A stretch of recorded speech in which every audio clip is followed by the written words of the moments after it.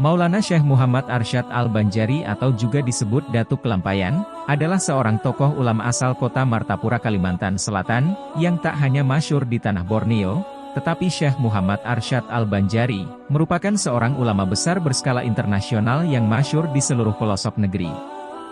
Banjarmasin Kalimantan Selatan, telah menjadi suatu pusat Islam di Nusantara setidaknya sejak permulaan abad ke-16. Syekh Muhammad Arsyad Al-Banjari merupakan seorang tokoh yang termasyhur dari daerah tersebut. Beliau lahir pada awal abad ke-18 di wilayah yang sekarang bernama Martapura. Gelar di belakang namanya menunjukkan daerah asal sang syekh, yakni Kesultanan Banjar. Masa kecil Muhammad Arsyad diisi dengan pendidikan agama Islam dari keluarganya. Mereka termasuk kalangan Alawiyin yang silsilahnya merujuk hingga Rasulullah. Selain mengaji Al-Quran, Arsyad juga terkenal pandai membuat kaligrafi. Suatu hari, Sultan Tahlilullah takjub akan lukisan-lukisan karyanya. Penguasa Banjar ini kemudian meminta Arsyad untuk mengabdi pada istana.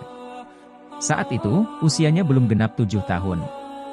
Kesultanan Banjar menjadi patron baginya menuntut ilmu dan berkesenian. Kala berusia 30 tahun, Arsyad menikah dengan Bajut, seorang perempuan lokal. Pasangan muda ini dikaruniai seorang anak perempuan.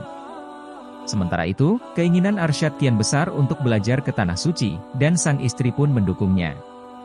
Pihak istana kemudian membiayai Arsyad untuk naik haji pada tahun 1739. Dia memanfaatkan kesempatan ini tidak semata-mata melaksanakan rukun Islam kelima. Usai berhaji, Arsyad bermukim 30 tahun lamanya di Haramain untuk menuntut ilmu. Di Masjidil Haram, dia belajar pada sejumlah guru besar. Mereka antara lain, Syekh Ahmad bin Abdul Mu'in Ad-Damanhuri, Syekh Muhammad Murtado bin Muhammad Az-Zabidi, dan Syekh Hasan bin Ahmad Al-Yamani. Kemudian, Syekh Salim bin Abduh Al-Basri, Syekh Shiddiq bin Umar Han, dan Syekh Abduh bin Hijazi Asarqawi. Ada pula Syekh Abdul Ghani bin Muhammad Hilal, Syekh Abisa Sandi, Syekh Abdul Wahab Tantowi, dan Syekh Abdullah Mirgani. Kepada Syekh Atollah bin Ahmad Al-Misri dan Syekh Muhammad bin Sulaiman Al-Kurdi, tokoh kita ini belajar fikih mazhab Imam Syafi'i. Selain itu, Arsyad Al-Banjari juga mendalami tasawuf dari Syekh Muhammad Abdul Karim Saman Al-Qodiri Al-Hawati Al-Madani. Gurunya itu merupakan pendiri tarekat Samaniyah. Arsyad bahkan didaulat menjadi salik penting dari jalan salik tersebut.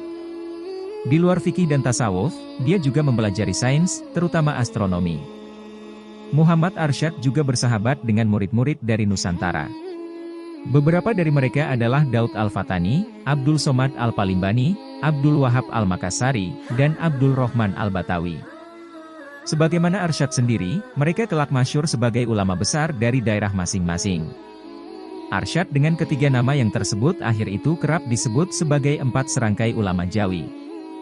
Abdul Wahab bahkan menjadi menantu Muhammad Arsyad. Ceritanya bermula menjelang kepulangan mereka ke tanah air.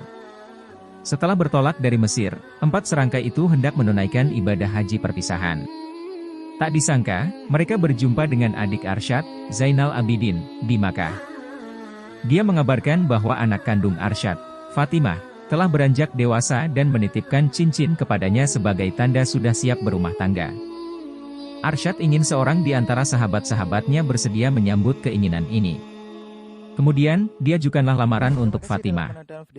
Agar adil, Arsyad mengundi nama-nama ketiga teman karibnya itu. Hasil undian memunculkan Abdul Wahab Al-Makassari. Dengan demikian, berlangsunglah pernikahan antara Fatimah yang diwakili ayahnya, Muhammad Arsyad, dan Abdul Wahab. Adapun saksi-saksi adalah Zainal Abidin, Abdul Somad Al-Palimbangi, dan Abdul Rahman Al-Batawi. Demikianlah sekelumit biografi Syekh Datu Kalampayan atau Syekh Muhammad Arsyad. Semoga bermanfaat, amin ya robbal alamin.